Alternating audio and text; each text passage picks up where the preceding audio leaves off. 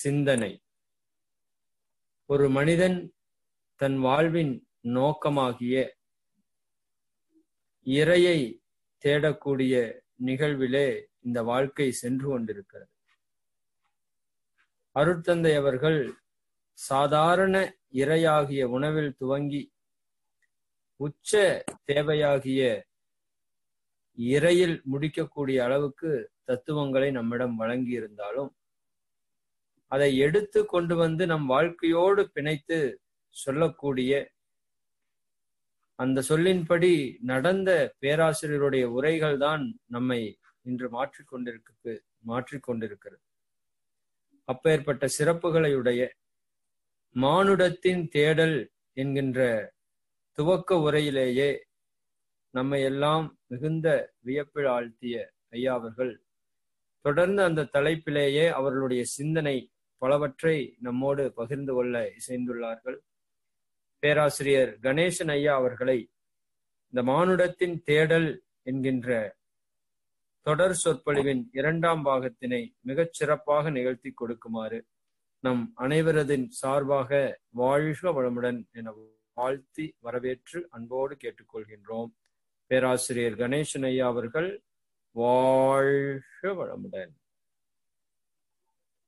வாழ்க வளமுடன் ஐயா. சவுண்ட் கேக்குதா? கேக்குதுங்க ஐயா, கொஞ்சம் குறைவா இருக்கிற மாதிரி இருக்கு. அது வந்துடும். சரி சரி. வாழ்க வளமுடன். வாழ்க வையகம், வாழ்க வையகம், வாழ்க வளமுடன். குரு வாழ்க, குருவே துணை. என்னை ஈன்றெடுத்த தாய்க்கும் தந்தைக்கும் எனது முதல் வணக்கம். எனக்கு அறிவு புகட்டிய ஆசான் வேதாத்ரி மகரிஷியின் பாதம் பணிந்து வணங்கி மகிழ்கின்றேன். குரு வாழ்க, குருவே துணை. அனைத்து ஆன்மீக அன்பர்களுக்கும் மாலை வணக்கங்களும் வாழ்த்துக்களும். மானுடத்தின் தேடல் என்பத அதற்கு வாழ்க்கை முறையில் என்னென்ன மாதிரியான தடைகள் இருக்கிறது என்பதை நாம் போன வாரம் சிந்தனையில் எடுத்துக்கொண்டோம். இந்த வாரம் அதனுடைய தொடர்ச்சியாக என்ன தடைகள் இருக்கிறது என்று நான் தேடுகின்ற பொழுது என்னுடைய கண்ணிலே பட்டது முதலில் தன்முனைப்பு என்று சொல்லக்கூடிய அந்த வார்த்தை. எது இறைவன் பால் நம்மை சேர விடாமல் தடுக்கிறது என்று கேட்டால் அது முதலில் நம் முன்னே வந்து நின்னது அந்த தன்முனைப்பு தான். அதை பற்றிய பல்வேறு விளக்கங்களை நாம இன்றைக்கு பார்க்க வேண்டியிருக்கு. வான்மழை பொய்த்தாலும் வற்றாத ஜீவநதிகள் பற்றினாலும் நம் நாட்டில் என்றும் ஞான மழை பொய்த்ததில்லை. வான்மழை பொய்த்தாலும் வற்றாத ஜீவநதிகள் நம் நாட்டில் என்று வற்றினாலும் நம் நாட்டில் என்றும் ஞான மழை பொய்த்ததில்லை. சித்தர்கள் ஈரம் கசிகின்ற பூமியில் வித்தாக பூத்த சித்தர்தான் மகரிஷி. குடும்ப வாழ்க்கையிலும் தன்னை ஈடுபடுத்திக் கொண்டு தன்னுடைய ஞான வாழ்வையும் அமைத்துக் கொண்டவர். தனிமனித சிக்கல்களையும் சமுதாய சிக்கல்களையும் தீர்க்க பல திட்டங்களை தீட்டிய மகான். இன்றைய அறிவியல் யுகத்தையும் கணினி யுகம் என்று சொல்லக்கூடிய புற வசதிகளில் எல்லை கண்ட நாம் அகத்தின் ஆழத்தை காண தவறிவிட்டோம். அகத்தின் ஆழத்தை அறிய முயலாத குறைபாடுதான் இன்றைய மனிதகுலத்தின் ஒட்டுமொத்த அவலங்களுக்கு காரணம். மனதின் ஆழத்தை அறியாமல் மானுட தேடல் முடிவடையாது. மகரிஷி உணர்ந்ததை உணர்ந்தவாறு கட்டுரைகளாக, கவிதைகளாக, சொற்பொழிவுகளாக உலகிற்கு உணர்த்தினார். மானுட தேடல் நிறைவு பெற வேண்டுமானால் மனிதன் குடும்பம், அரசியல், ஆன்மீகம், அறநெறி சார்ந்த அறிவில் தெளிவு பெற வேண்டும் என்று எண்ணற்ற பாடத்தினை நமக்கு கொடுத்துள்ளார். அதில் மானுட தேடல் நிறைவு பெறாமல் இருக்க காரணம் தான் என்ற அதிகாரப்பற்றும் தனது என்ற பொருள் பற்றும். தனி மனிதன் வாழ்க்கையில உளவியல் வாழ்க்கை என்று இரண்டிலுமே இந்த தன்முனைப்பு நீக்கப்பட வேண்டும். பொது வாழ்வில் நேர்மை, நியாயம் இவற்றிற்கு தன்முனைப்பு நீக்கம் என்பது மிக மிக முக்கியம். இறைவனை நெருங்க தன்முனைப்பு தவிர்க்கப்பட வேண்டும். நாயன்மார்களும் ஆழ்வார்களும் அடியவர்களாக, சேவகர்களாக, தோழனாக இறையோடு கலந்தனர். தன்னை முழுமையாக சமர்ப்பிக்கும் போது, தன்னை இழக்கும் போதுதான் மெய்ப்பொருள் இவன் வசமாகிறது. நாடினேன், நாடி நான் கண்டுகொண்டேன் நாராயணன் என்னும் நாமம்னு சொல்ற. கூடும் அன்பினில் கும்பிடலே என்று வீடும் வேண்டா விரலின் விளங்கினான் என்று பெரிய புராணம் கூறுகிறது. தன்முனைப்பு நீங்க நீங்க இறையருள் இணையும் என்பது திண்மை. தேன் பொழியும் பேரின்பம் திகட்டாது சலிக்காது திருத்தங்கள் எண்ணம் சொல் செயல்களில் மலர்ந்து வரும். செருக்களித்து தான் அடங்கி தெய்வ நிலை எய்தும் திருவருளின் காட்சியாம் திருப்பங்கள் உட்புறமாய்.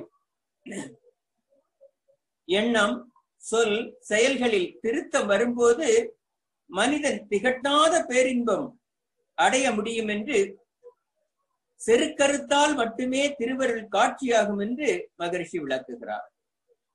செருக்கருத்தல் என்று சொன்ன உடனே எனக்கு ஞாபகத்துக்கு வருவது பூசலனார் கட்டிய மனக்கோயில் தான். அரசனே கோயில் கட்டி வைத்திருக்கிறான், கும்பாபிஷேகத்திற்கு நாள் குறித்து விட்டான். அவ்வளவு பெரிய கோயில், அவ்வளவு பெரிய சிலைகள், மண்டபங்கள் ஆர்ப்பரித்து கொட்டி வைத்திருக்கின்றான். ஆனா நான் தான் கட்டினேன் எங்க இருமாப்பு அவனிடம் தோன்றி நிற்கிறது. அதே நாள்ல தன்னுடைய மனதிற்குள்ளே கோயில் கட்டிய பூசனாரும் கோயில் கட்டி கும்பாபிஷேகத்திற்கு நாள் குறிக்கின்றார். எவ்வளவு அற்புதம்! மன்னனின் செருக்கறுக்க முடிவு செய்தான் இறைவன். கனவிலே தோன்றினான்.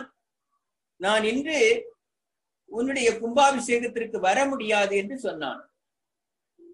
அலறி போகின்றான் அரசன். என்னை விட அவ்வளவு சிறப்பாக கோயில் கட்டியவனை காண துடிக்கின்றான். காலை வேளையிலே குதிரை ஏறி வேகமாக நடைபெயலுகின்றான். இங்கே வந்து தேடுகின்றான். அது யார் என்று கேட்கின்றான். அப்படி ஒருவர் இருப்பதாக யாருக்கும் தெரியவில்லை. ஒருவர் சொன்னார், அப்படி ஒரு ஆண்டி ஒருத்தர் அங்கே உட்கார்ந்து இருக்கிறார், வேண்டும் வந்தால் அவரை கேளுங்க. போய் கேட்டான். இறைவனுக்கு கோயில் எழுப்பி இருக்கிறாமே எங்கே என்று.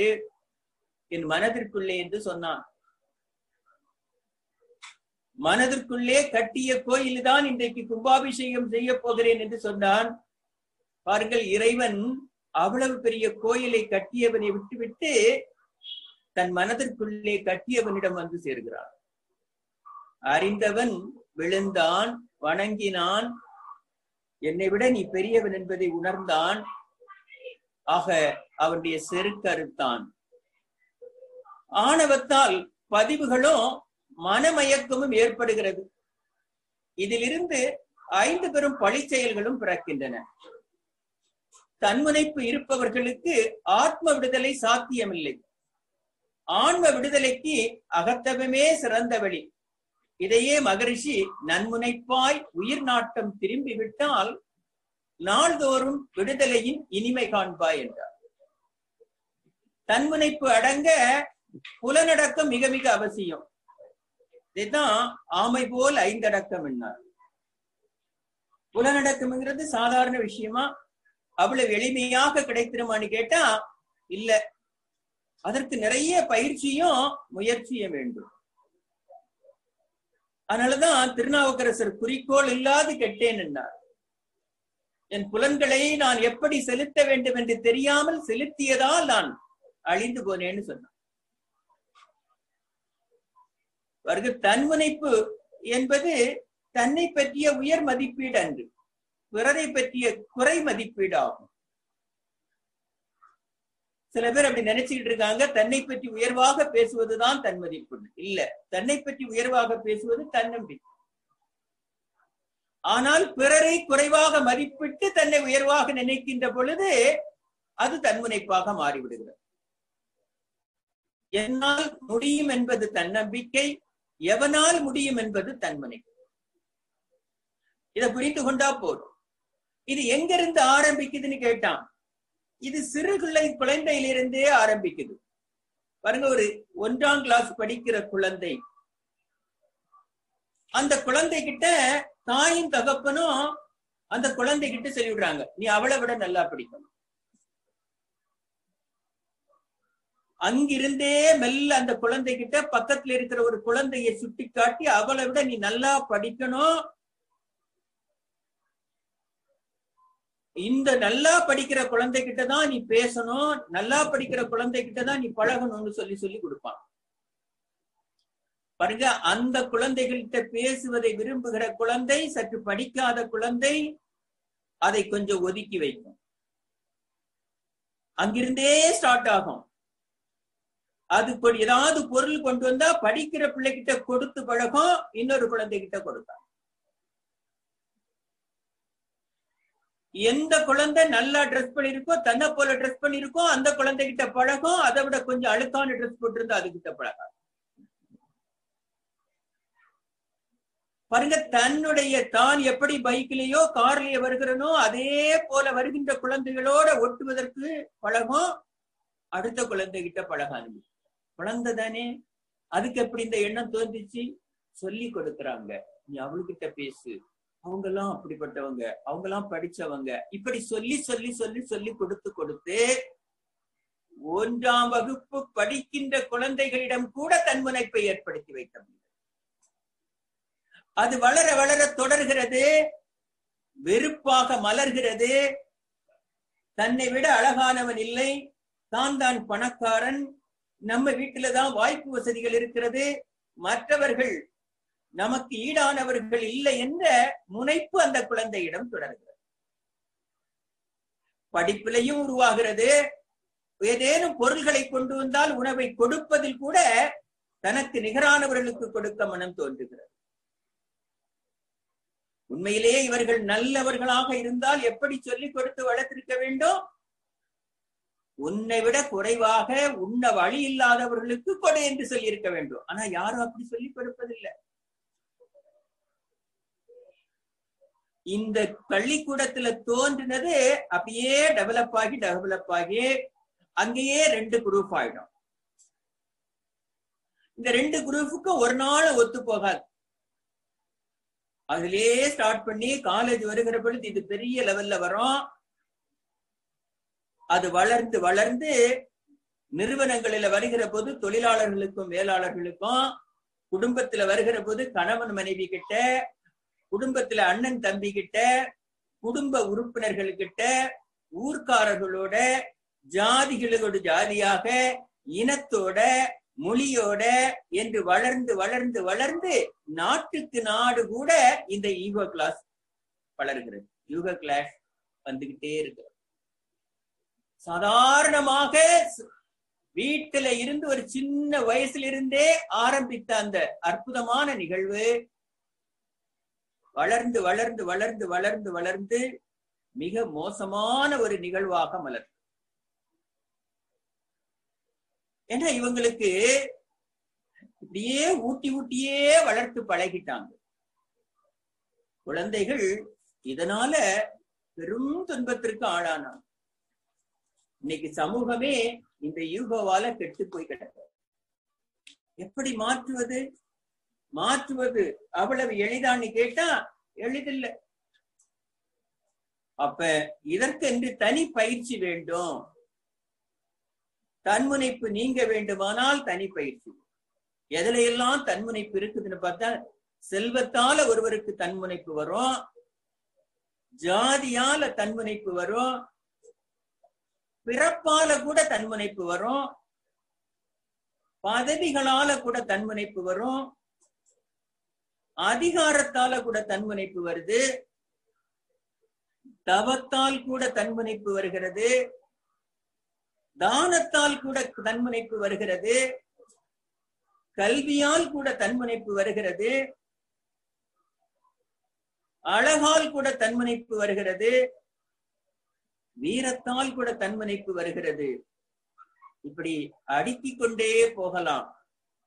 தன்முனைப்பு என்பது நாம் தேட தேட எல்லாவற்றிலும் நிறைந்திருக்கக்கூடிய ஒரு செயலாக மாறிவிட்டது.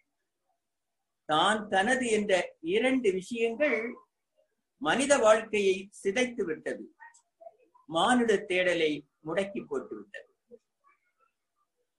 செல்வம் எல்லாருக்கும் தெரியும். மனிதன் இன்றைய மானுட வாழ்க்கையே பொருளைத்தான் தேடுகிறது. பணம் பணம் இருந்தா இந்த வாழ்க்கை நிறைவுடையதாக இருக்கும்னு இந்த உலகம் நினைக்கின்றது. எல்லாவற்றுக்கும் பணமே பிரதானம். பணம் இல்லைன்னா இந்த வாழ்வு அர்த்தமற்றதாக நினைக்கக்கூடிய அளவுக்கு வந்துவிட்டது. பணத்தை கொண்டு எல்லாவற்றையும் வாங்கிவிடலாம் என்று நினைக்கின்ற ஒரு சமூகம், பணத்தை கொண்டு வாழ்க்கையே மகிழ்ச்சியாக வாழ்ந்து விடலாம் என்று நினைத்தது. அந்த அடிப்படையில தான் இந்த சமூகம் உடற்கருவிகளுக்கு உபகருவிகளை செய்தது. பாருங்க, பணத்தை வைத்துக் கொண்டு உடல் கருவிகளுக்கு உபகருவிகளை செய்து மனிதன் மகிழ்ச்சியாக வாழ்ந்து விடலாம்னு நினைச்சான். பணம் தான் இருக்குதே, உடலை இயக்காமலே நம்ம எல்லா சந்தோஷத்தையும் அனுபவிச்சிடலாம்னு நினைச்சான்.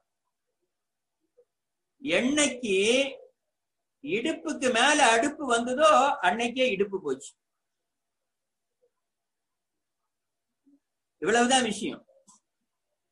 என்றைக்கு அடுப்ப ஊதி பெருத்தினமோ அதுவரையும் நம்ம நுரையீரல் நல்லா இருந்து, என்னைக்கு அதுக்கு அடிமையானமோ அன்னைக்கே அதுவும் போச்சு. இன்னும் நிறைய பேர் இருக்கிறாங்க, பணத்தை சம்பாதிச்சுக்கிட்டே இருக்கிறான், ஆனா அதை அனுபவிப்பதே இல்லை, அனுபவிக்க தெரிவதில்லை. அந்த பணத்தை பார்க்கறதுல, அதை எண்ணி எண்ணி வைக்கிறதுல இருக்கிற ஆனந்தம் வாழ்க்கையை அனுபவிக்கிறதுல அவனுக்கு தெரியல. எத்தனை எத்தனை கதைகளை சொல்லி கொடுத்தாலும் திருந்த மாட்டேங்கிறான். பாடுபட்டு தேடி பணத்தை புதைத்து வைத்த கேடு கெட்ட மானிடரே கேளுங்கள், ஆவிதான் போன பின்பு யாரோ அனுபவிப்பார் பாவிகளா இந்த பணம். எத்தனை பழைய பாட்டு எத்தனை இடத்துல சொல்லியிருப்போம் பாருங்க. நம்முடைய எத்தனையோ அரசியல் தலைவர்களை பாக்குறோம், 1000 கோடி சொத்து சேர்த்து வச்சாங்க, மரணம் கூட மகிழ்ச்சியாக நடைபெற முடியும். அந்த சொத்துக்கு யார் யாருக்குன்னு இன்னைக்கு அடி போட்டு சாகுற அளவுக்கு இந்த சமூகம் சிதைந்து போய் கிடக்கிறது பணத்துக்காக. மகரிஷி அடிக்கடி சொல்லுவாங்க, ஒரு மனிதனுடைய தேவை என்பது எவ்வளவு என்று தெரிந்து கொண்டு அதை தேடினால் போதும்னு சொல்லுவார். மனிதன் தன் தேவையை உணர்ந்து கொள்வதே இல்லை, தேடிக்கொண்டே இருக்கிறான். இதுலயே அவன் வாழ்க்கை முடிந்து போய்விடுகிறது. இவன் எப்ப மானுட தேடலை நிறைவு செய்ய போகிறான்? என்னுடைய பழைய பாடல் ஒன்று ஞாபகத்திற்கு வருது. பணம் ஆலிலை பூவும் காயும் அழிதரும் பழமும் உண்டேல் சாலவே பட்சி எல்லாம் தன்குடி என்றே வாழும் வாலிபர் வந்து தேடி வந்திப்பார் கோடி கோடி ஆலிலை ஆதி போனால் அங்கு வந்திருப்பாருண்டோ. ஒரு கவியில எழுதுறான், ஆலமரம் பூவும் காயும் கனிகளுமாக செழிப்புற்று இருக்கிற பொழுது எல்லா பறவைகளும் அது தன்னுடைய சொந்த வீடாக நினைத்து அங்கேயே தங்கி அந்த பழங்களை எல்லாம் உண்டு மகிழுமா. வாலிபர்கள் எல்லாம் அந்த மரத்தினுடைய நிலையில வந்து உட்கார்ந்து அப்படியே தன்னுடைய இணையோட மகிழ்ந்து கொண்டு போவாங்களாம். ஆலிலை ஆதி போனால் ஒரு நாள் அந்த மரம் பட்டு போய்விட்டது என்றால் அங்கு யாராவது வருவாங்களான்னு கேட்கிறோம். அதே போலதான் செல்வம் இருப்பவனுடைய நிலை. இருக்கிறது வரையும் அவனை சுத்தி பெரும் கூட்டம் இருக்கும், இல்லைன்னா ஏன்னு கேட்பாரு கூட இருக்காரு. அதை அவன் புரிந்து கொள்ளவே இல்லை. இருக்கிறது வரையும் தன்முனைப்பு கொண்டு ஆடுறான். எல்லாமே நம்ம கையில தான் இருக்கிறது போல நினைக்கின்றான். பணமே ஒரு ஆட்கொல்லின்னு அவனுக்கு தெரியல. ஒரு நாள் முனிவர் ஒருவர் காட்டுக்குள்ள போனார். காட்டுக்குள்ள போகிற போது அப்படியே போகிற பொழுது அவருக்கு ஒரு வித்தியாசமான உணர்வு தோன்றுகிறது. உடனே ஒரு கொம்பு வச்சு அப்படியே தட்டி பாக்குறாரு. ஒரு புதருக்குள்ள தட்டுகிற பொழுது அங்க ஒரு பானை நிறைய தங்க காசு இருக்கிறத பார்க்க. உடனே அவர் அங்கிருந்து ஓடுகிறார். ஐயோ, ஒரு ஆள்கொல்லி இருக்கிறது என்று சொல்லிக்கிட்டு ஓடுறாரு. ஓடுகிற பொழுது தன்னுடைய துணியெல்லாம் விழுந்து விடுகிறது. அதை கூட மறந்து அப்படி ஓடுறார். எதிர்க்க 3 பேர் வந்து கொண்டிருக்கிறாங்க. ஏன் இப்படி ஓடி வருகிறீன்னு கேட்டான். இந்த புதருக்குள்ள ஒரு ஆட்கொல்லி இருக்குன்னு. ஓடி போனானுங்க. உங்களை தனியா பார்த்ததுனாலதான் அது விரட்டுது, நாங்க போய் பாக்குறோம்னு சொல்லி போய் பார்த்தான். அதே நீக்கி பார்த்தா ஒரு பானை நிறைய தங்க காசு. இந்த ஆள் பைத்தியம் போல இருக்கு, தப்பா ஏதோ புரிஞ்சுட்டு ஓடுதுன்னு சொல்லிக்கிட்டு இவங்க பார்த்தானுங்க, இந்த காசை எடுத்துட்டு போலான்னு முடிவுக்கு வந்தான். ஆனா பகல்ல இந்த காசை எடுத்துட்டு போனா இது அரசாங்க சொத்தாயிடும். அதனால இருட்டது வரையும் காத்திருந்து நம்ம இரவோடு இரவாக வீட்டுக்குள்ள கொண்டு போயிடலான்னு ஒரு முடிவுக்கு வந்தான். ஒரு வழியா அவன் முடிவுக்கு பண்ணி 3 பேரும் உட்கார்ந்தான். மதியம் ஆனோன்னு பசிக்குதுன்னு சொன்னான் ஒருத்தன். உடனே 2 பேர் சொன்னா, நீ காவல் காத்துக்கிட்டு நான் போய் சாப்பாடு வாங்கிட்டு வரேன்னு போனான். இப்ப சாப்பாடு வாங்க போனவன் 2 பேரும் பேசிக்கிட்டான். நம்ம சாப்பாடு வாங்கிட்டு போற அந்த சாப்பாட்டுல கொஞ்சம் விஷம் வச்சுட்டு கொண்டு போனோம்னா சாப்பாடு அவனுக்கு கொடுத்துட்டோம்னா அவன் செத்துருவா, நம்ம 2 பங்கா எடுத்துக்கலாம். அந்த தனியா உட்கார்ந்து இருக்கிறான். அவன் யோசிச்சான், வர வழியில இவங்கள மடக்கி 2 பேரையும் கொண்டுட்டோம்னா மொத்தமா நம்ம எடுத்துடலாம். இப்படி 3 பேருமே திட்டம் போட்டான். இப்ப இங்க காத்துக்கிட்டு இருந்தவன் ஒரு பெரிய கொம்பை எடுத்து அதை நல்லா சீவி வச்சுக்கிட்டு இவங்க சாப்பாடு வைட்டு போது வழியில போய் காத்திருந்து 2 பேரையுமே தாக்கி கொண்டு விட்டான். கொன்னுகிட்டு இந்த சாப்பாடை எடுத்துட்டு வந்து இவன் சாப்பிட்டான். இவனும் செத்து போனான். புரியுதா உங்களுக்கு? ஆக இது ஒரு ஆட்கொல்லி என்பதுல எந்த விதமான மாற்று கருத்து. ஆனா இப்படி நிலையில்லாத செல்வத்தின் மேல இந்த மனிதர்கள் அதிகப்படியான நம்பிக்கையை வைத்துக் கொண்டிருக்கிறார். அப்ப முதல்ல பணம் இருக்கிறவனுக்குத்தான் அதிக முனைப்பு வருகிறது. அடுத்தவனை அழிக்கணும்னு நினைக்கிறான். தனக்கிட்ட இருக்கிற பணத்தை கொண்டு பிறரை வாழ விடாம தடுக்கிறான். அடுத்தவன் குடிய கெடுக்கிறான். அவன் குடியும் கெட்டு போய் விடுகிறது. இது அத்தனைக்கும் இந்த பணம் தான் காரணம். அடுத்தது நம்ம நாட்டுல மிகப்பெரிய இழப்பு. நிறைய பேருக்கு ஜாதியாலேயும் தன்முனைப்பு வருது. நான் இந்த ஜாதியை சார்ந்தவன், நான் இந்த ஜாதியில பிறந்தவன். இது ஒரு தன்முனைப்பாக மாறுது. இதனுடைய ஆபத்தை நான் பல வேளைகள்ல புரிந்ததுண்டு. ஆங்கிலேயர்கள் நம் நாட்டின் மீது அடியெடுத்து வைத்த காலம். நம்ம நாட்டுல அப்பதான் ஜாதியம் தலைவிரித்து ஆடியது. அதனால சிறு சிறு குழுக்களாக பிரிந்து கிடந்தார்கள். ஜாதியை பயன்படுத்தி சக மனிதனை அச்சுறுத்தியும் அவமதித்தும் அசிங்கியப்படுத்தியும் வாழ்ந்து வந்த காலம். பல ஜாதிக்காரர்கள் வெளி வாசல்களிலேயே நிறுத்தப்படுவார்கள். இறையுணர்வு தலங்களில, வழிபாட்டு தலங்களில சாதாரண மனிதர்கள் வழிபடுவதற்கு கூட அனுமதி இல்லை. வழிபாட்டு தலங்கள் எல்லாம் மேட்டுக்குடிகளிடம் ஆட்டிக்கொண்டது. அதிலிருந்து ஒதுக்கப்பட்ட பலர், அவமதிக்கப்பட்டவர்கள் பலர். அதனால அவர்கள் அன்பு காட்டியவர்களிடம் தஞ்சம் அடைந்தனர். பழைய இந்திய எஜமானர்களுக்கு பயந்து பலர் புதிய ஆங்கில எஜமானர்களிடம் தஞ்சம் அடைந்தனர். அவர்களுடைய மதம் இருகரம் கூட்டி இணைத்து அணைத்து கைகோர்த்து நிற்பதை கண்டு நெகிழ்ந்து போனார்கள். சமூக அந்தஸ்து, வாழ்க்கை உத்தரவாதம், அக்கறை மிக்க அங்கீகாரம் தமக்கு கிடைப்பதை உணர்ந்து மாற்று மதங்களுக்கு தாவினர். ஜாதியத்தினுடைய உச்சத்தை எப்படி உங்களுக்கு நான் விளக்குவதுன்னே தெரியல. எங்களுடைய கிராமத்துல எல்லாம் அந்த காலத்துல வந்தீங்கன்னா அரசனுடைய சட்டம் எப்படி இருந்ததுன்னு கேட்டா, ஒரு சில ஜாதிக்காரர்கள் ஆண்களும் பெண்களும் கூட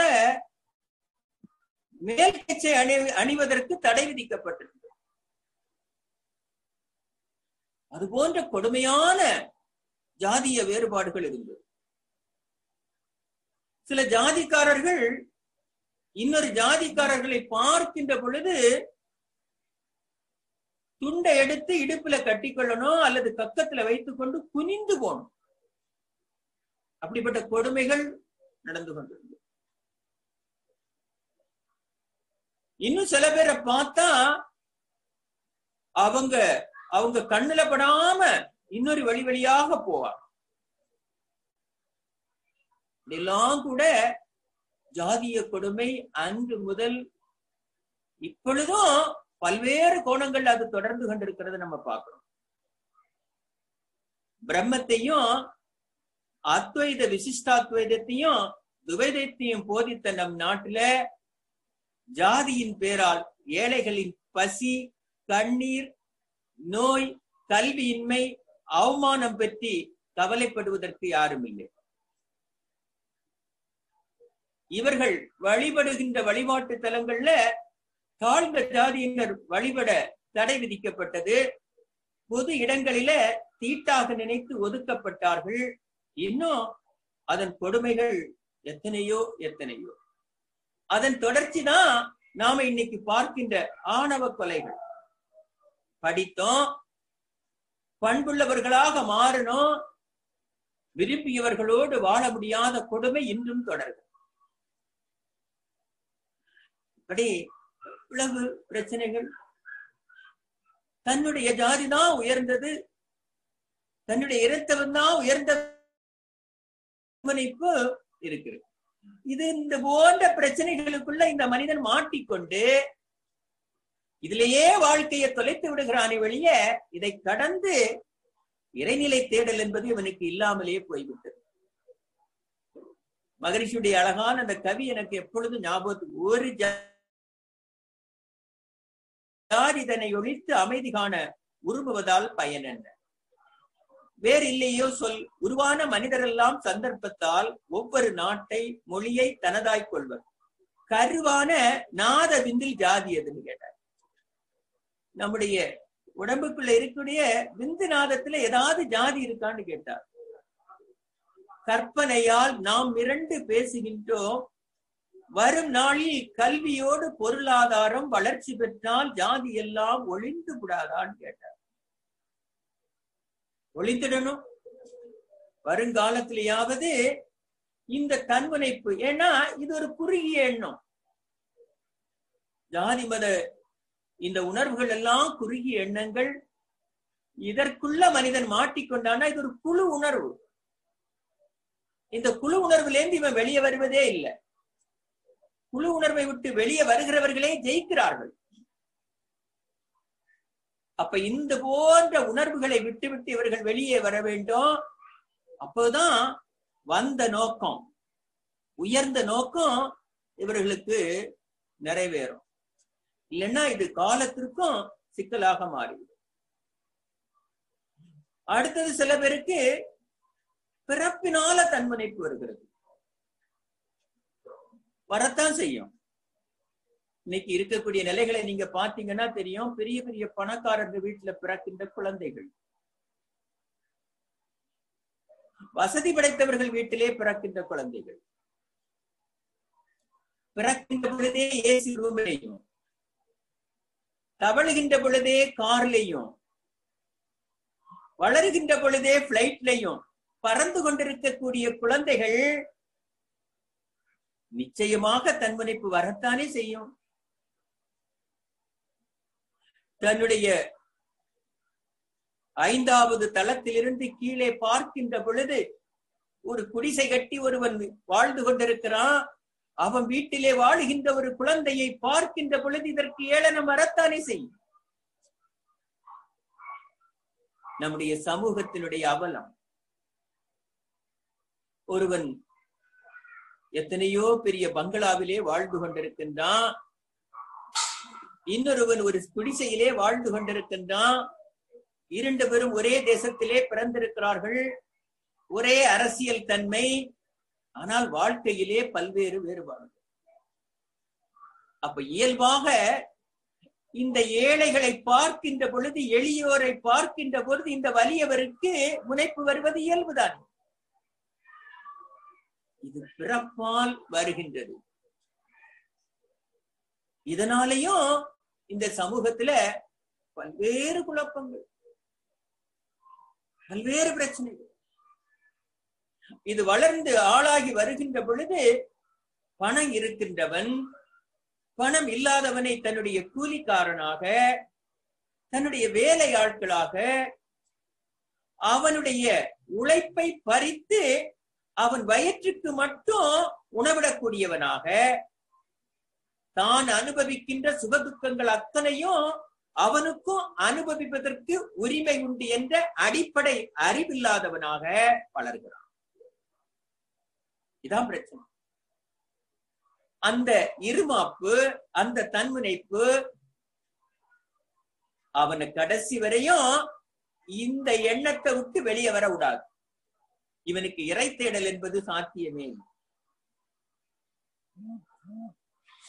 அப்ப இந்த சூழ்நிலைகளிலிருந்து இவன் வெளிப்படணும்னா, வெளியே வரணும்னா, எங்க பிறந்தாலும் எங்க இருந்து வந்தாலும் எல்லாருமே கர்ப்பப்பையிலிருந்து தான் வருகிறோம். எல்லோரும் தோன்றிய இடம் கர்ப்பப்பை தான். அங்க எந்த பாகுபாடும் கிடையாது என்பதை இவர்களுக்கு உணர வைத்து, எல்லாருமே நாம ஒரு தாய் குழந்தைகள் தான், நம்முடைய மூலம் ஒண்ணுதான்னு உணராதது வரையும் இந்த முனைப்பு தொடரும். பிறப்பை பற்றி பேசுவதுன்னா பேசிக்கிட்டே இருக்கேன். நான் பல கிராமங்கள்ல, பல இடங்கள்ல நான் பார்த்திருக்கிறேன். கிராமங்கள்ல எல்லாம் பண்ணையாருன்னு சொல்லுவாங்க. அந்த வீட்டு பசங்க எல்லாம் அது சின்ன வயசுல இருந்தே அந்த ஏழைகளை கை நீட்டி அடிக்கிறது நான் பார்த்தேன். நம்முடைய சக நண்பனாக மதிக்கிற பண்பு அதுகள்கிட்ட இருக்காது. ஏன்னா அவங்க வீட்டுல சொல்லி கொடுத்திருப்பாங்க, அப்படித்தான் நடந்துக்கணும், அப்பதான் உன்னை பார்த்து பயம் இருக்கும். இதெல்லாம் சொல்லி சொல்லி சொல்லி சொல்லியே இது போன்ற அடுத்தவனை ஏய்க்கிறது, மிரட்டுறது, அடுத்தவனுடைய வாழ்க்கை சுதந்திரத்தை பறிக்கிறது, அடுத்தவனை வாழ விடாம கெடுக்கிறது, அவனுடைய சொத்து சுகங்களை பறித்து தன்னுடைய சொத்து சுகங்களை வளர்த்துக் கொள்வது, இது போன்ற நிகழ்வுகளிலே இவங்க வாழ்க்கையை வாழ்ந்து கொண்டிருக்கிறார்களே வெளியே இவர்களால் ஒரு காலமும் சிறந்த தேடலாகிய இறை தேடலை நிறைவு செய்ய முடியாது. இப்ப மானுட தேடல் இந்த முனைப்பிலேயே நின்று போய்விட்டது. அடுத்தது பதவி. ஒரு கட்சி ஆட்சிக்கு வந்ததுன்னா வட்ட செயலாளர் முதல் மாநில செயலாளர் வரையும் பதவிக்கு வந்தது போல ஆயிடுது. அவங்க எல்லாருடைய பதவியும் வேலை செய்ய ஆரம்பிச்சு. ஒரு சாதாரணமான ஒரு கிராமத்தில் இருக்கக்கூடிய ஒரு சாதாரண ஒரு கிராமத்தினுடைய ஒரு பகுதியில் இருக்கக்கூடிய ஒரு வட்ட செயலாளரே மொத்த மாநிலமும் அவன் கையில இருக்கிறது போல பேசுவான். அவனே போய் தாசில்தாரை மிரட்டுவான், அரசு அதிகாரிகளை மிரட்டுவான். மொத்தமும் அவன் கைக்கு வந்தது போல நினைச்சு அதை கொண்டு மிரட்டி பல காரியங்களை சாதிப்பான். அதுல கிடைக்கிற சுகத்தை கொண்டு தன்னை பார்த்து ஒருத்தன் மிரள்றான்னா ஓடுற நாய்க்கு, துரத்துற நாய்க்கு ஒரு சந்தோஷம் வரும் பாருங்க, ஓடுற நாயை பார்த்தோன்னா அதே போலதான் தனக்கிட்ட அந்த பொறுப்பு கிடைச்ச உடனே அடுத்தவனை மிரட்டி அதுல சுகம் கண்டு அது கிடைக்காத போது அதே சுகத்தை அனுபவிப்பதற்காக மற்றவர்களை மிரட்டி அதிலிருந்து அவங்க ரவுடிசத்தை வளர்த்து இங்க ஒரு பெரிய சமூகம் அப்படி வாழ்ந்து கொண்டு. ஒரு முறை அது போன்ற ஒரு நபர்கிட்ட நான் போகிற போது அவர் என்கிட்ட சொன்ன வார்த்தை இன்னும் என்னுடைய காதுகள்ல ஒலித்து கொண்டிருக்கிறது. தம்பி, நீ எல்லாம் இங்க வரக்கூடாது, இது வேற உலகம், இதுக்குள்ள மாட்டினா நீ சின்ன பின்னமா செதந்து போயிடுவான். நான் அரண்டு போயிட்டேன். நாம் வாழுகின்ற இந்த பூமியில எத்தனை விதமான வாழ்க்கை முறைகளை மனிதன் வைத்திருக்கிறான்.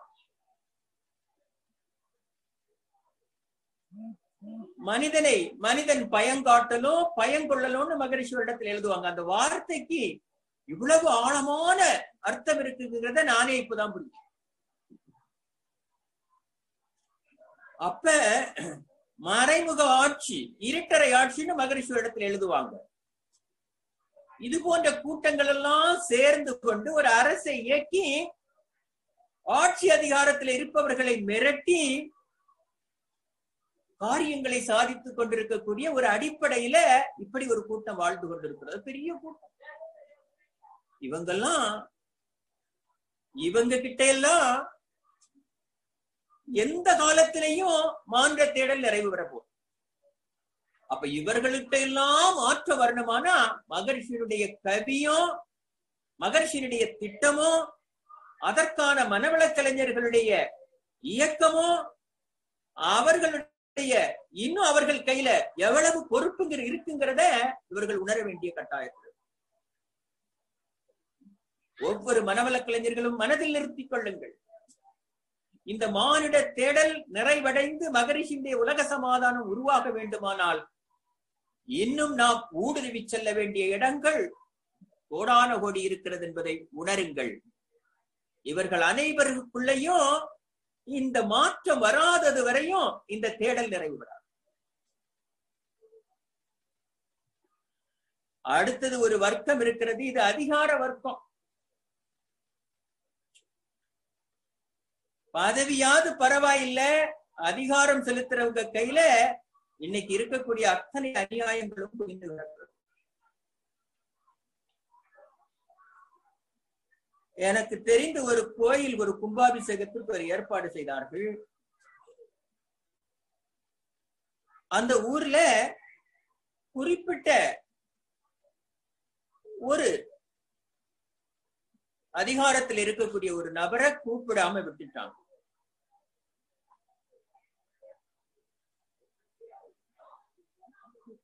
உடனே அவர் என்கிட்ட கேட்காம நீங்க எப்படி ஏற்பாடு செய்யலாம்னு சொல்லி மிகப்பெரிய சண்டை போட்டார். அதோடு நிக்கல, நான் இதை நடத்த விட மாட்டேன்னு மார்த்தட்டினார். அவ்வளவு முனைப்பு பாருங்க மனிதன். கோயிலினுடைய கும்பாபிஷேகத்தை கூட நடத்த விட மாட்டேன்னு அதிகார வர்க்கம் தடுக்கிறது. அவர் அப்படி சொன்ன உடனே அந்த பெரிய கூட்டம் இருக்கு அந்த ஊர்ல, அந்த மக்கள் எல்லாம் பேசிக்கிறாங்க, இவர் நடத்த விட மாட்டாரு, நாம கூப்பிட்டு இருக்க எந்த விஐபியும் வரவிட மாட்டாரு, தடுத்துருவாரு, தண்ணீர் சப்ளையை நிறுத்திடுவாரு,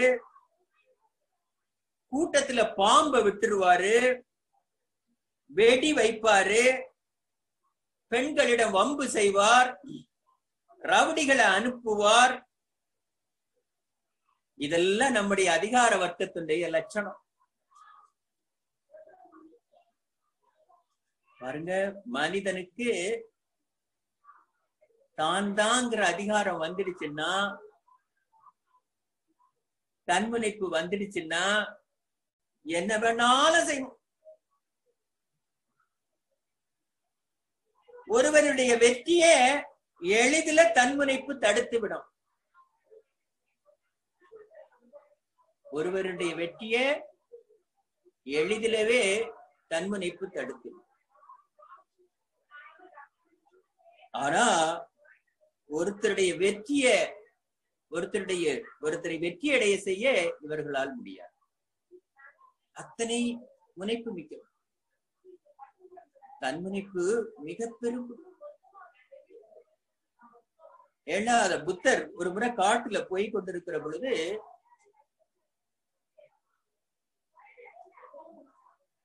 ஒரு முரடன் அவரை தடுத்தான். ஏற்கனவே அவர்கள் சொன்னாங்க, இந்த வழியாக நீங்க போகாதீங்க, பரவாயில்ல, அவன் என்ன செய்தாலும் பரவாயில்லன்னு புத்தர் அந்த காட்டின் வழியாக சொன்னான். ஆனா அவன் வந்து தடுத்தான், கத்திய வச்சு மிரட்டினான். உடனே புத்தர் கேட்டாரு, என்ன விஷயம்? இந்த காட்டுக்குள்ள அவனை வர சொன்னது யாரு? இது நான் வாழக்கூடிய காடு. சரி பரவாயில்ல, அதனால என்ன, உன்னை கொல்லாம விட மாட்டேன். சரி அதுக்கு முன்ன எனக்கு ஒரே ஒரு உதவி செய்யுமா? என்னன்னு கேட்டேன். இந்த மரத்துல இருக்கக்கூடிய ஒரு 10 இலைகளை பறித்து கொண்டு வான்னு. அதன் பிறகு என்ன கொண்டுக்கலாம். இவனும் போனான், ஒரு 10 இலைகளை பறித்துட்டு வந்து இலைகளை கொண்டு கொடுத்தோன்னு அவர் சொன்னாரு, இந்த இலைகளை மீண்டும் அதுல ஒட்ட வை பார்க்கலாம். ஒரு இலையை பறித்து விடுவது எளிது, அதை ஒட்ட வைப்பது எவ்வளவு கடினம் பாரு.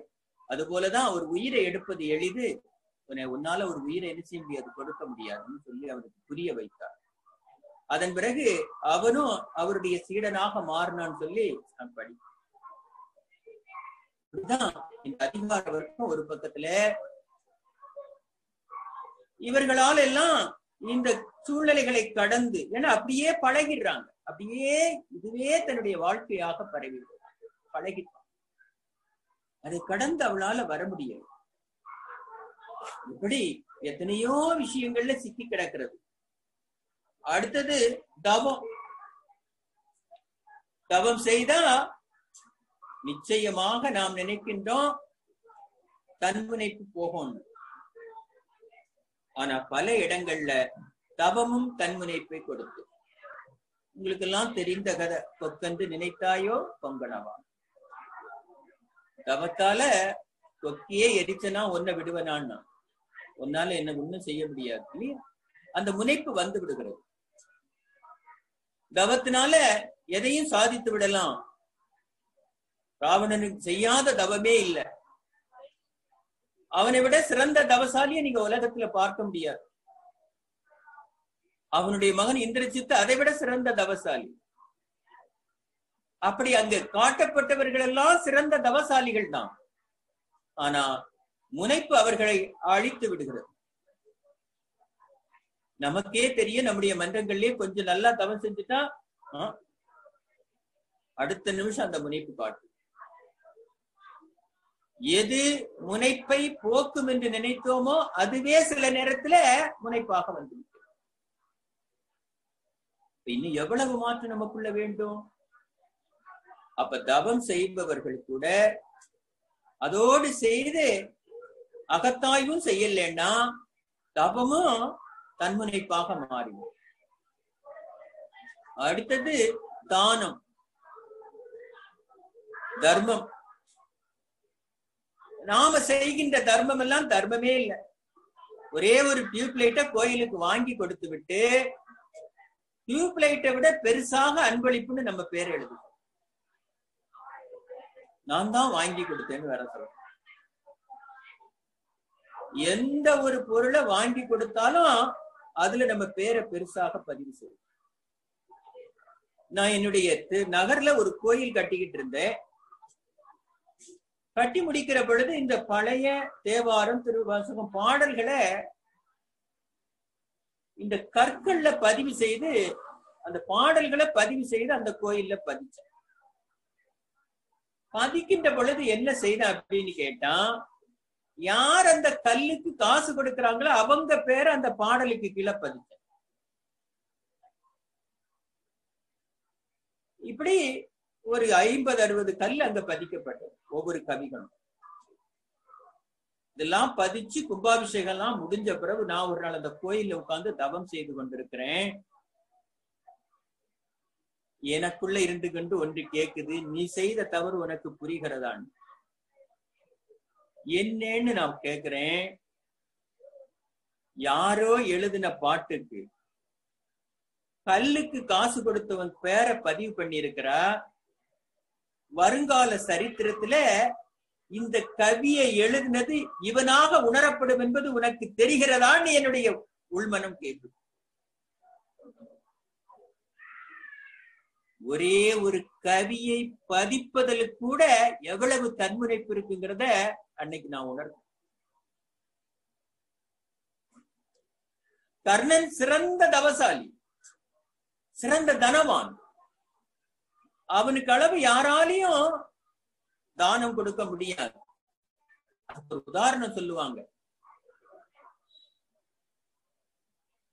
ஒரு முறை கடுமையான மழை பெய்து கொண்டிருக்கிறது. அந்த கிராமத்துல அந்த ஊர்ல உள்ளவங்களுக்கு எல்லாம் விறகு எரிப்பதற்கு இல்லை. உடனே தர்மன் போய் கேட்டாங்க, எரிப்பதற்கு விறகு வேண்டும், மழையினால எங்களுக்கு விறகு இல்லை. அவன் சொன்ன, இதுவே நிலைதான் எனக்கும், இங்க மழைனால எதுவுமே இல்லை, எல்லாமே ஈரமாகி போய். அவர்கள் உடனே கர்ணன்கிட்ட போனாங்க. அப்படி பார்த்தான், விறகு இல்லையா? அப்படியானால் இந்த வீட்டுல இருக்கக்கூடிய தூண்கள் சந்தன மரத்தால் ஆக்கப்பட்டது, இந்த தூண்களை வெட்டி எடுத்து கொண்டு போங்க. அவ்வளவு அப்படித்தான தர்மம் கொடுக்கிறோம். ஆனா அந்த தர்மம் தன்னை காப்பாத்தும், தவறான இடத்துல இருந்தாலும் என்று தப்பு கணக்கு போட்டுட்டான். அவன் தர்மம் அவனை காப்பாத்துகிறதுல எந்த தடையும் இல்லை. ஆனா அவன் சேர்ந்த இடம் அவன் செய்த தர்மத்தை அழித்துவிடும். தவறானவர்களோடு சேர்ந்ததால் அவன் தர்மமும் வீணாகப்படும். இதுதான் நடந்தது. இது காலங்காலமாக நம்ம அனுபவித்துக் கொண்டிருக்கிற விஷயங்கள். நிறைய பேர் கேட்பான், அவர் பெரிய தான தர்மம் செய்வாரு, உங்களுக்கு ஒண்ணு தெரியுமான்னு தெரியல. நிறைய கோயில்களுக்கு முன்னால பல பேருக்கு பல பொட்டலங்களை வாங்கி கொடுக்கிறவங்களுக்கு எல்லாம் கொஞ்சம் ஆழமா நீங்க விசாரிச்சீங்கன்னா அது வேற வழிகள்ல வந்த பணமா இருக்கும். நியாயமாக வந்த பணத்தை அவ்வளவு சீக்கிரத்துல யாரும் கொடுப்பதில்லை. வேற வழிகள்ல வந்த பணத்தை ஒரு குற்ற உணர்வு, 10 பேருக்கு ஏதேனும் வாங்கி கொடுத்தா நம்ம தப்பிச்சிடலான்னு. அது இன்னும் இவர்கள் மகரிஷியினுடைய செயலுளவு நீதியை படிக்காத குற்றம். படிச்சா செய்ய மாட்டோம். இதுதான் நடந்து கொண்டிருக்கிற உண்மை. அடுத்தது, இதெல்லாம் சொல்லி விளக்க முடியாது. அவ்வளவு தர்மத்தை பற்றி எவ்வளவோ விஷயங்கள் சொல்லிக்கிட்டே போகலாம். ஏன்னா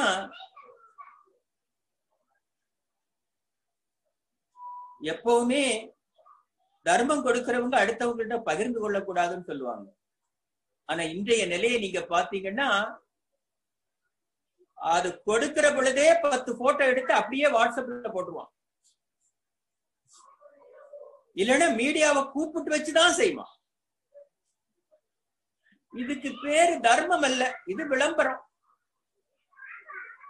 இது பின்னால் அவன் எதையோ எதிர்பார்த்து செய்யறான். இது போன்ற கவர்ச்சிகளில் மயங்குகிறவர்கள் அதிலேதான் இருப்பான். அவனுக்கு இறை தேடல் சாத்தியம். அப்ப இன்னும் மனவள கலைஞர்களுடைய பொறுப்புணர்ச்சி அதிகரித்துக் கொண்டே போகிறது. அடுத்தது, கல்வி கூட சில பேருக்கு தன்முனைப்பை கொடுத்து விடுகிறது. கல்வினாலே மனிதனின் உள்ளுரையும் தெய்வீகத்தை வெளிக்கொணர்துன்னு கொண்டு வந்திருக்குதான். உலகத்திலேயே கல்விதான் பெரிய சிறப்பு மிக்கது. அது அவனை பக்குவப்படுத்துவதற்காக, பண்படுத்துவதற்காக, அவனுக்குள்ள இருக்கக்கூடிய சிறந்த குணங்களை வெளிக்கொணர்வதற்காக உருவாக்கப்பட்டது.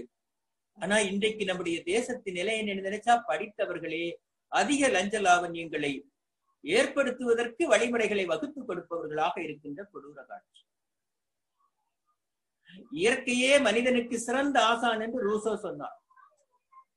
உலகம் ஒரு பழைய பள்ளிக்கூடம், ஒவ்வொரு நாளும் புதிய பாடங்களை போதிக்கும் என்கிறோம். கண்டும் கேட்டும் உய்த்தும் உணரும் அறிவே நிலையானது என்றார் மகரிஷி. கல்வி என்றால் எழுத்து, தொழில், ஒழுக்கம், ஞானம், கற்பதும் பின் வலுவாது நிற்பதுமாம் என்று மகரிஷி வலியுறுத்தினார். பாருங்க, ஒழுக்கம், ஞானம், கற்பதும் பின் வலுவாது நிற்பதும். வள்ளுவர் சொன்னது போல, கற்க கசடர கற்றவை கற்றது நிற்க அதற்கு. கல்வியிலே மக்கள் தேர்ந்து உடல், அரசு, பொருள் நலம் காத்தல், மதிநுட்பம், செயல்திறமை, வாழ்க்கை முறை இவற்றை கற்றுணர்ந்து வாழ்வில் வளம் காணத்தக்க ஒரு சாதனமே கல்வி. இதையே வள்ளுவரும் நமக்கு உள்ளத்தனைய உயர்வுன்னார். பாருங்க, மகரிஷி என்னெல்லாம் சொல்றாங்க? உடல், அரசு, பொருள் நலம், மதிநுட்பம், செயல்திறமை, வாழ்க்கை முறை இவைகளையெல்லாம் கற்றுணர்ந்து வாழ்வில் வளம் காணத்தக்க ஒரு சாதனமே கல்வி. ஆனா இப்பெல்லாம் படித்தவர்கள் மதிநுட்பத்தையும் செயல்திறனையும் எதுக்கு பயன்படுத்துறாங்கன்னு கேட்டா, அதை கொண்டு தான் எவ்வளவு சம்பாதிக்கலாம், கற்ற கல்வியை கொண்டு மற்றவர்களை எப்படி அதிகாரம் பண்ணலாம், மற்றவர்களை எப்படி இரிட்டேட் பண்ணலாம் என்ற நிலைக்கு கொண்டு போயிட்டான். அப்ப கல்வியும் தன்முனைப்பு மிக்கதாக மாறி. ஏன்னா இன்னைக்கு பள்ளிக்கூடங்கள், ஒரு காலத்துல ஆசான் என்பவர் வாழ்ந்து காட்டி, வாழ வழிகாட்டி, பயிற்சியூட்டும் பண்பூட்டும் பெற்றோர் தான் ஆசிரியர். அதாவது இன்னொரு பெற்றோராம் ஆசிரியர் என்பவர். எப்படின்னு கேட்டா, வளரும் தாவரத்தை தோட்டக்காரன் முறைப்படுத்துவது போல மாணவர்களை நெருப்படுத்துவர்கள் ஆசிரியர் தான். இப்ப ஆசிரியர்களே வேலியை பயிரமாய்வது போல அவர்கள்ட்டயே ஒழுக்கம் இல்லை. அவர்கள் கற்றுக் கொடுக்கிற குழந்தைகள் அப்ப எப்படி இருப்பாங்கன்னு பாரு. ஆசிரியரிடம் ஒழுக்கம் இல்ல, அவமானங்கள் தொடர்கிறது, அது மாணவர்களிடமும் தொடர்கிறது. படித்தவர்கள் தன்முனைப்பு கொண்டு அத்தனை தவறுகளையும் செய்கிறார்கள். லஞ்ச முதல் வஞ்ச வரை படித்தவனிடம் மலிந்து கிடக்கிறார். தன்முனைப்பு கூடிவிட்டது. அப்ப இவர்களுக்கெல்லாம் ஒரு ஆன்மீக கல்வி வேண்டும், பண்புள்ள கல்வியை கற்றுக் கொடுக்க வேண்டும். படித்தவர்களிடம் பண்புள்ள கல்வி. அப்பதான் வருங்காலத்துல இந்த முனைப்பு போகும். இந்த முனைப்பு தவிர்க்கப்படாமல், தான் தனது என்ற எண்ணங்கள் ஒழிக்கப்படாமல், இறை தேடல் என்பது இந்த இறை தேடலோடு நின்று போயிடும். இனி எவ்வளவு மாற்றம் வேணும் நமக்குள்ள? இன்னும் சில நேரங்கள்ல வீரம் கூட தன்முனைப்பை தருது. கொஞ்சம் பலசாலியா இருந்தா அடுத்தவனை மிரட்டுறான், மிரட்டி இருக்கிறத புடுங்குறான். இதான் நினைக்குதே ஒழிய, நான் அடிக்கடி நினைப்பேன், இது போன்ற வீரர்கள், கல்விமான்கள், அறிவாளிகள் எல்லாம் அந்த அறிவை நல்ல விஷயத்திற்காக பயன்படுத்தினாங்கன்னா இந்த உலகம் சுபிட்சமாக மாறிடும். ஆனா அவர்கள் எல்லாருமே சுயநல எண்ணம் கொண்டவர்களாக மாறிவிடுகிறார். பீமனுக்கு கூட தன்னுடைய வீரத்தின் மேல கர்வம் இருந்தது. ஒரு முறை ஒரு மலையில காட்டு பகுதியில சென்று கொண்டிருக்கிற பொழுது அனுமான் தன்னுடைய வாளை குறுக்கே போட்டிருந்தார். இவனோ பல கஜ பலம் கொண்டவன், யானையினுடைய பல யானைகளுடைய பலத்தை கொண்ட அனுமனுடைய வால் இவரை குறுக்கப்பட்டிருந்தோன்னே அதை பிடிச்சு தூக்கினான். தூக்கி தூக்கி பார்த்தான், முடியவே இல்லை. தன்னுடைய என்ன போய் யார் தடுக்க முடியுங்கிற அந்த இருமாப்பு அவனால தூக்கவே முடியாது. அப்ப அவனுடைய வீரம் அங்க செல்லுபடியாகும். அதன் பிறகு அனுமார் சொல்லி கொடுத்தார், அந்த புலனை ஒடுக்கி மனதை ஒரு இடத்துல நிறுத்தி நீ அதை செய்யணும் அப்படின்னு. அப்படி செய்கின்ற பொழுதுதான் இது போன்ற செயல்களை நீ செய்து முடிக்க முடியும். வீரத்தினாலையும் பல இடங்கள்ல தன்முனைப்பு, சில இடத்துல அழகு கூட தன்முனைப்பை கொடுக்கின்றது. உங்களுக்கு தெரியும், கொஞ்சம் அழகா இருந்தா போறோம், அத்தனை பேரும் தன்னைத்தான் பார்க்க வேண்டும், தன்னைத்தான் ரசிக்க வேண்டும் என்று நினைக்கின்ற ஒரு கூட்டம் இருக்கு. தன்னை விட இயற்கை அழகு என்பதையோ இறைவன் அழகானவன் என்பதோ இங்கு நடக்கக்கூடிய ஒவ்வொரு இயக்கமும் தன்னை விட அழகு என்பதை மறந்து விடுகிறார்கள். நிலையில்லாத பொருட்கள் மேலெல்லாம் மனிதன் அதிக ஈடுபாடு காட்டுகிறான், அதையே அதிகம் நேசிக்கின்றான். இந்த உடல் நிலையற்றது என்பதை அறியாமல் இந்த உடலை அழகுபடுத்துவதிலே தனக்கு கிடைத்த ஒரு அரிய இந்த மனித வாழ்க்கையை வீணடித்து விடுகிறான். இன்னைக்கு அதிகமாக இங்க என்ன விற்பனை ஆகுறதுன்னா காஸ்மெட்டிக்ஸ் தான். மனிதனை அழகுபடுத்துவதிலே இவன் வாழ்க்கை முடிந்து போய்விட்டதே ஒழிய இறைவனை நோக்கிய தேடல் இவனுக்கு வரவே இல்லை. இளமை நிலையாமை என்பதை அவன் உணரல்ல. இளமையில எல்லாரும் தான் பார்ப்பதற்கு ஒரு பொலிவு இருக்கும், அத 4 பேர் அவன்கிட்ட நல்லா இருக்குன்னு சொல்லிட்டான், அவ்வளவுதான், அதிலே மயங்கி போய் விடுகிறான். இன்னும் சில பேரு இன்னும் நம்ம பல ஆயிரம் வருஷங்கள் இங்க வாழ போறது போல இந்த உயிர் நிலையாமை, உயிர் நிலை இல்லாததுன்னு தெரியல, இது ஒன்றொன்றிலையும் முனைப்பு கொள்ளுகிறான். பாச பந்தங்கள்ல சிக்கி சின்னாபின்னமா போறான். உறவுகள் நிலையில்லாதவன்னு அவனுக்கு புரிய வைக்கவே முடியல. நம்முடைய இந்த மானுட வாழ்க்கையில, இந்த மானுட தேடுதல்ல அம்மா அப்பான்னு சில பேர் ஒரு இருவர் கொஞ்ச நாள் நம்ம கூட வாழ்வாங்க. அதன் பிறகு அண்ணன் தம்பி தங்கை என்று சில பேர் கொஞ்ச நாள் வாழ்வாங்க. அதன் பிறகு மனைவி மக்கள் என்று கொஞ்சம் பேர் வாழ்வாங்க. ஆனா யாருமே நாம் பிறக்கிற பொழுது நம்மளோடு பிறக்கல்ல, யாருமே நாம போகிற பொழுது நம்மளோடு வரப்போவதில்லை. இந்த உறவுகள் எதுவும் நமக்கு நிலையானதும் அல்ல. இவைகளில் நாம் சிக்கி கிடந்தோமானால் நம்முடைய தேடல் ஒரு காலமும் நிறைவு பெறாது. மானுடம் அடைய வேண்டிய தேடல் நீண்ட தூரம் இருக்கிறது.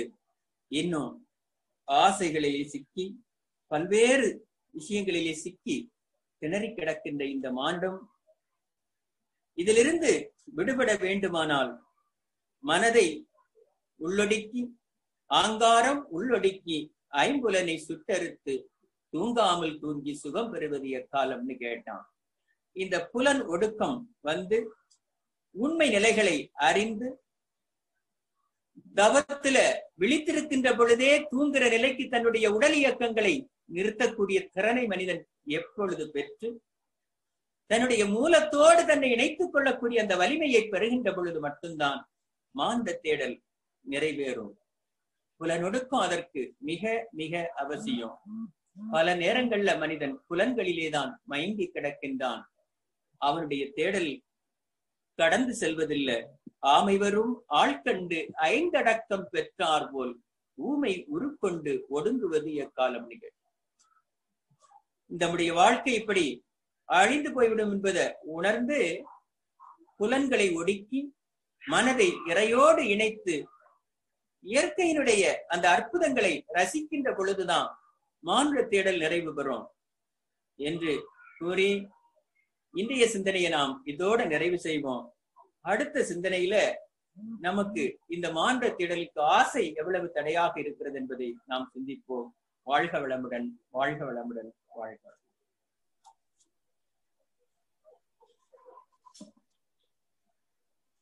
வாழ்க வையகம், வாழ்க வையகம், வாழ்க வளம். குரு வாழ்க, குருவே துணை. மிக மிக ஆழமான ஒரு சிந்தனை. கையில் எடுப்பதற்கே சற்று பயப்படக்கூடிய ஒரு சிந்தனை என்று கூட சொல்லலாம். ஏனென்றால் இறைவனுக்கும் நமக்கும் இருக்கின்ற பந்தத்தை உடைப்பதில் முதல் நிலையில் இருக்கக்கூடியது இந்த தன்முனைப்பு என்று ஆன்மீக பெரியோர்கள் சொல்வதுண்டு. அந்த தன்முனைப்பை இவ்வளவு எளிமையாக நாம் புரிந்து கொள்ளக்கூடிய அளவிலே அது எந்த அளவுக்கு உயர்ந்த பாதிப்பை ஏற்படுத்தி கொண்டிருக்கின்றது என்பதையும் பாமரரும் புரியும் வகையிலே மிக அற்புதமாக ஐயா அவர்கள் நம்மிடம் எடுத்து விளக்கியிருக்கிறார். அவர்கள் சொன்னதில் திரும்ப திரும்ப எனக்கு தோன்றிய ஒரே விஷயம் உயர்வு தாழ்வு மனப்பான்மை. தன்முனைப்புக்கு மிக அடிப்படை காரணமாக அது அமைந்திருக்கின்றது. அது இறையுணர்வுக்கு எவ்வளவு தடையாக இருக்கின்றது என்பதையும் ஐயா அவர்கள் ஆழமாக நம்மிடையே பதிவித்திருக்கிறார்கள். இந்த நிலை மாறி நாம் வந்த நிலையை அடைவதற்கு இந்த தன்முனைப்பை விட வேண்டும் என்பது ஐயா அவர்களுடைய இந்த வாரத்திற்கான பதிவாக இருக்கிறது. அதைவிட முக்கியம் இறுதியில் ஒரு மிகப்பெரிய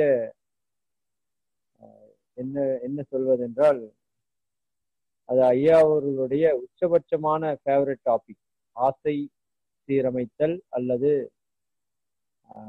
ஆசையை பக்குவப்படுத்துதல். ஐயா அவர்களுடைய உரை பல அன்பர்களுடைய வாழ்க்கையே புரட்டி போட்டிருக்கிறது. அந்த உரை அது எப்போ கொடுப்பாங்கன்னு ஒரு ஆர்வமாக இருந்தது.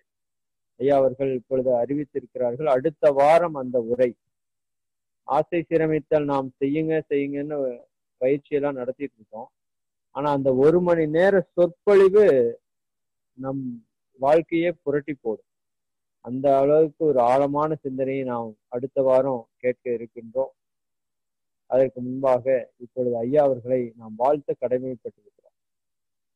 ஒரு அற்புதமான மானுடத்தின் தேடல் என்ற தலைப்பிலே தன்முனைப்பை பற்றிய ஒரு தெளிவான விளக்கத்தை கொடுத்து நம்மை அந்த தலையிலிருந்து விடுவிப்பதற்கான வழியையும் காட்டியிருக்கின்றார்கள். ஐயா அவர்களை வாழ்த்து மகிழ்வோம். அனைவரும் புதிய நிலைக்கு வந்துடலாம். நம்மை நாமே ஒருமுறை வாழ்த்திக் கொள்வோம்.